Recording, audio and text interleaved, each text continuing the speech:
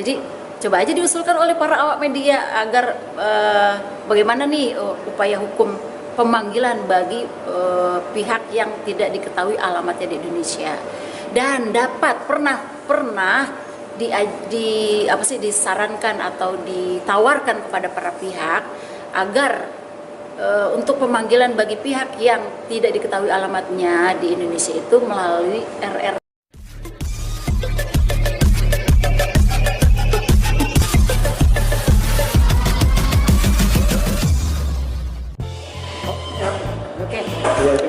Untuk kasus Rohimah binti Matali melawan Wildan Delta bin Samsuar telah putus kemarin tanggal 10 Maret 2021. Putusannya adalah mengabulkan gugatan penggugat, artinya gugatan yang diajukan oleh penggugat Rohimah binti Matali itu dikabulkan untuk diceraikan dengan tergugat. Nah, putusan kemarin karena dihadiri oleh pihak penggugat saja, di luar hadirnya pihak tergugat atau di luar hadirnya Wildan Delta bin Samsuar, jadi dia tidak hadir di persidangan putusan tersebut. Oleh karena dia tidak hadir di acara sidang putusan tersebut, maka tergugat akan diberitahukan isi putusannya melalui Pengadilan Agama Kota Bogor, karena dia beralamat di Kelurahan Cidoko, Kecamatan Gunung Sindur, Kota Bogor. Sehingga setelah Pengadilan Agama Jakarta Selatan meminta bantuan kepada Pengadilan Agama Kota Bogor untuk mengirim salinan isi putusan yang dibacakan kemarin tanggal 10 Maret 2021 kepada yang bersangkutan tergugat. Nah, setelah dia terima isi putusan dari PA Bogor tersebut, bantuan dari PA Jakarta Selatan, maka setelah dia terima ditambah 14 hari barulah kalau tergugat tidak mengajukan upaya hukum atau tidak mengajukan banding, barulah putusan itu berkekuatan hukum tetap. Jadi untuk sekarang walaupun telah putus tapi belum berkekuatan hukum tetap karena isi putusannya baru dikirimkan untuk diterimakan kepada pihak tergugat. Kalau kemarin kan baru putus kan tanggal 10 Maret, sekarang tanggal 17 baru 7 hari, belum 14 hari ya. Belum 14 hari. 14 harinya dihitung sejak dia nerima, sejak tergugat menerima isi putusan tersebut. Nah, dari dia terima ditambah 14 hari, dalam kurun itu dia tidak mengajukan upaya hukum, artinya diam saja, baru berkekuatan hukum tetap. Jadi kita lihat nanti tanggal dia terima isi putusan tersebut tambah 14 hari ya.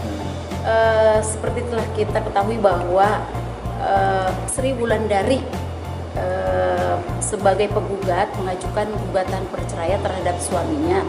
Sri Wulandari itu mengajukan gugatan secara ekot atau electronic court melalui kuasa hukumnya dengan nomor perkara 916 PDTG 2021 PAJS yang pendaftarannya tanggal 25 Februari 2021. Rencana atau agenda sidangnya adalah tanggal 18 Maret besok. 18 Maret 2021 itu agenda adalah sidang perdana antara Sri Wulandari atau yang Anda kenal ya, yang kita kenal itu ada Wulandari melawan Adila Damitri sebagai tergugat. Agenda kemana? Untuk sidang pertama agendanya adalah mediasi. Di agenda sidang pertama ini diwajibkan kepada kedua belah pihak untuk hadir di muka persidangan karena akan diupayakan perdamaian. Setelah upaya perdamaian dilanjutkan dengan upaya mediasi untuk kedua pihak. Kalau salah satu pihak mana dulu nih? Kalau pihak penggugat prinsipal tidak hadir atau kuasa hukumnya tidak hadir, akan dipanggil lagi. Kalau pihak tergugatnya tidak hadir, sedangkan pihak penggugat dan atau kuasa hukumnya hadir, juga pihak tergugat akan dipanggil lagi untuk sidang lanjutannya. Dan terkait Lola Rama, namanya sama itu? Febiola Rama itu belum terdaftar di Kepanitiaan Pengadilan Agama Jakarta Selatan, belum terdaftar. Ya kalau konsul Perwakilannya gitu? Nggak ada konsul, yang jelas belum ada. Oke? Iya. Panggilnya melalui media massa. Saya jelasin dulu ya. Ya boleh dong. Bu. Untuk kasus Hairani Febria Wiratmaja bin Jaja Sugiyatna sebagai penggugat yang mengajukan gugatan terhadap suaminya Eric Clegius Alves Amaral bin Clesio Amarel Ferreira, karena kondisi tergugatnya berada tidak diketahui alamatnya di wilayah Indonesia, maka untuk pemanggilan persidangan, bukan persidangan, pemanggilan persidangan melalui media massa. Kalau misalnya orang yang bersangkutan alamatnya jelas kan akan dipanggil di tempat tinggal dia berada. Karena pihak tergugat ini tidak diketahui alamatnya di Indonesia, maka cara memanggilnya adalah dengan cara memanggil melalui media massa. Media massa yang dipakai atau yang digunakan di Pengadilan Agama Jakarta Selatan itu adalah radio. Gitu. Bisa sih pemanggilan tuh melalui running text TV. Gitu. Kalau orang yang bersangkutan bersedia atau sanggup. Nah, karena di Pengadilan Agama Jakarta Selatan memakai atau menggunakan pemanggilan untuk media massa bagi yang gaib atau tidak diketahui alamatnya di Indonesia, itu dengan cara memanggil via radio. Jadi bukan sidang melalui siaran radio, bukan, dipanggil, disiarkan di radio agar menghadiri persidangan di Pengadilan Agama Jakarta Selatan. Yang agenda persidangannya itu adalah tanggal 28 April 2021. Nah, kalau jadi kami kami perbaiki kembali yang kemarin ada berita 24, itu bukan 24 tapi 28 April 2021. bukan Pemanggilan lewat radio itu 2 kali pemanggilan. Jarak antara pemanggilan pertama dengan pemanggilan kedua itu adalah 1 bulan. Sehingga karena ini perkara gaib memerlukan waktu 4 bulan. gimana sidang? Bila mana 2 kali berturut-turut dipanggil untuk sidang nanti tanggal 28 April 2021 dia tidak hadir di muka persidangan dan penggugat hadir, dia sanggup membuktikan dalil gugatannya, majelis bermusyawarah, maka akan ada hasilnya. Saat itu juga langsung Berarti langsung Bu ya? Kita lihat nanti majelis hakimnya. Jangan semua dia SOP-nya kan seperti apa? Iya, kan itu tadi, kalau bisa jadi saat itu juga, kalau misalnya udah si penggugat sudah bisa membuktikan saat itu gitu. Dan hakim sudah bermusyawarah saat itu. Sah gitu. Itu ini menyangkut kebijakan ya, karena itu aturan menurut HIR ya, dan RBG itu bagi yang beralamat tidak diketahui alamatnya di Indonesia itu masih menggunakan radio. Tapi bisa jadi suatu saat ya kebijakan tersebut atau undang-undang tersebut yang aturan HIR maupun RBG itu diubah menjadi melalui YouTube kah, medsos kah, itu bisa.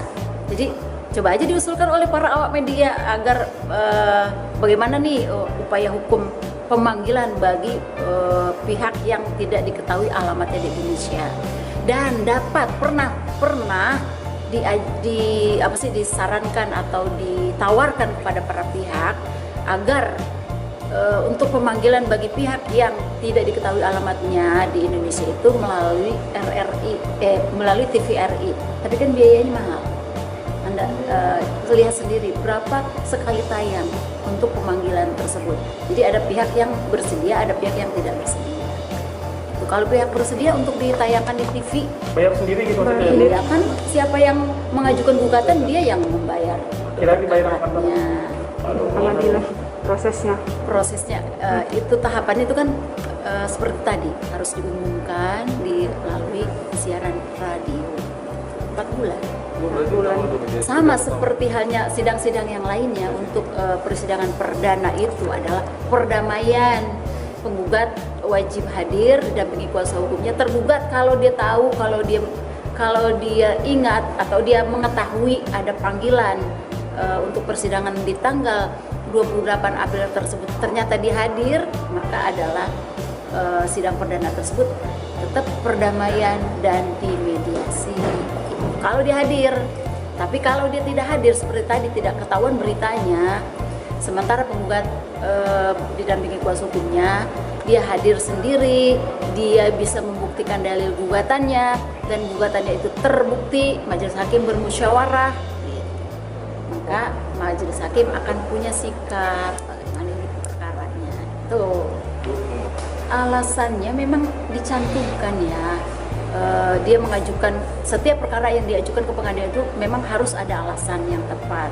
Tetapi alasannya ini karena perkara ini masih dalam proses, kami belum dapat menginformasikan secara valid, karena bisa jadi suatu saat berubah gitu. Ternyata dia ada di Indonesia, ternyata alamatnya ada di Indonesia, kan bisa jadi gitu. Tapi kalau sudah putus, nanti kemungkinan akan ada beritanya, akan kami sampaikan alasan kenapa dia mengajukan perceraian terhadap suaminya. Oke.